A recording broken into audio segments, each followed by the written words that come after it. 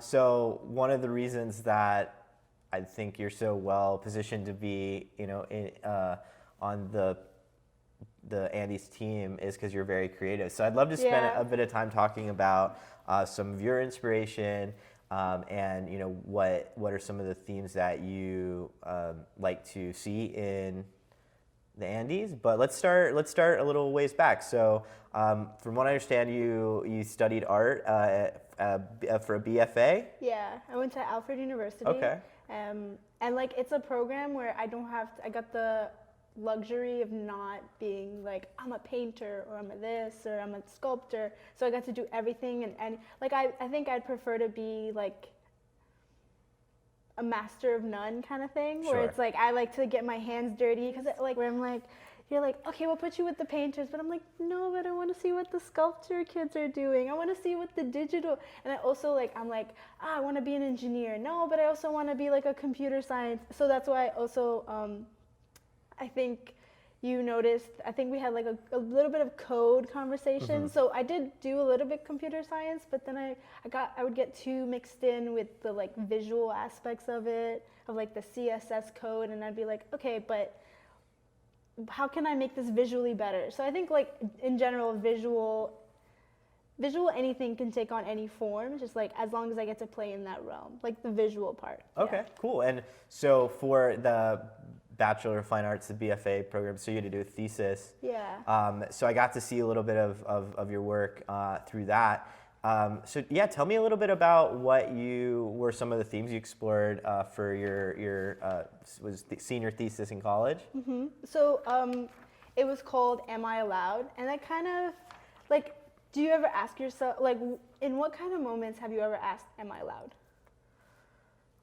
Yeah, there's been some different ones. I would say, like, when you're in a new job or something, like just trying to figure out if this is something you should be doing or stuff like that. But I'm sure as a kid, like, am I allowed to eat some cookies? Like, it's just like finding your place. Like, obviously, when you're new in a job, you still don't know what role you take on and like who you are in the space and like who gives you that permission. You have to figure that out. And then I think ultimately when it comes to like your identity, it's like finding out that you don't have to ask anyone if you're allowed to do anything. Well, like obviously there's laws and regulations and stuff, but then even then, like, you are allowed to do whatever you want. It's just like recognizing the consequences of your behaviors and like realizing it's mainly finding out your identity and then taking back your own ownership to give yourself permission to do things. Obviously, like, I'm not gonna like murder anybody, but for sure, just like slowly recognizing that I don't technically have to ask anyone for permission. Totally. Yeah, so that was the name and some of the themes of the art show, or the show collection. And so in that, there was some different nuanced work, and I know that you made some of those using like different coding skills or using like maker things like laser cutting. Yeah. So maybe could you talk a little bit about some of the pieces that are on the top of your head and sort of how you dealt with some of those themes of I believe it was like feminism, intersectionality, and sort of what got you fired up about all that. Yeah, I think also like to some degree there like when I was in computer science classes, it was obviously like I was like one of two females, and then it's kind of like being in a space where you're not allowed to be in, like I don't know, like so my school was like a hybrid, like the School of Art and Design was also connected to like the engineering school, which for like a hot second I was studying this material science engineering. Okay.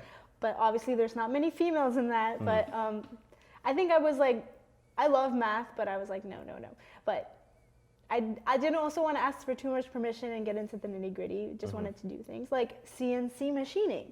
I think like my professor, he was like, yeah, this is like a man's thing. And I'm like, no, I can do this too. So like I was like, I need to CNC. Like I want to get behind these big machinery and just like make things and just be crazy. And basically I wanted to be in all the spaces where I felt like I wasn't necessarily allowed to. So that's why I was like, I did like glass casting, which like my professors were all female and they were like strong as that. Like the process of glass casting is so physically, I think like as an artist, I like to like physically embrace my like physical capacities and be like, I saw this meme one day where it's like, oh, when a fourth grader taking all the chairs, like a female, like I'll do it. It's just like being able to do things that people might underestimate you. So I have to touch everything that I felt someone might underestimate me.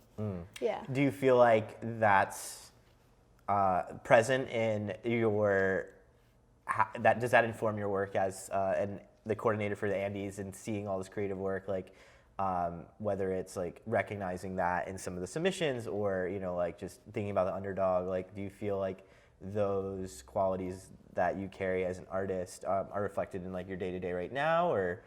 For sure, like with our partnership with like Ad Forum, I get to like find a lot of like amazing work, and some of it is like work that you might not see it as advertising or see it in the advertising space, or like some of it might be like a random agency in Iran that's like they're like, and then I like to like reach out and be like, hey, I really love this thing, and just to like reach out and let them know that they're recognized and they can be recognized on an international scale, because like just because you do this little thing, whether it's like, I don't know, like there's this one agency in India that like painted faces on buses of like missing kids, and it was just like this hand-painted artist, and then that's like a form of advertising and a form that's like, even though it's like minimalist and maybe a little janky, it's just like it sends a message and it's strong and it's powerful, and who would have thought that like this couple buses with missing children faces on it would have meant so much.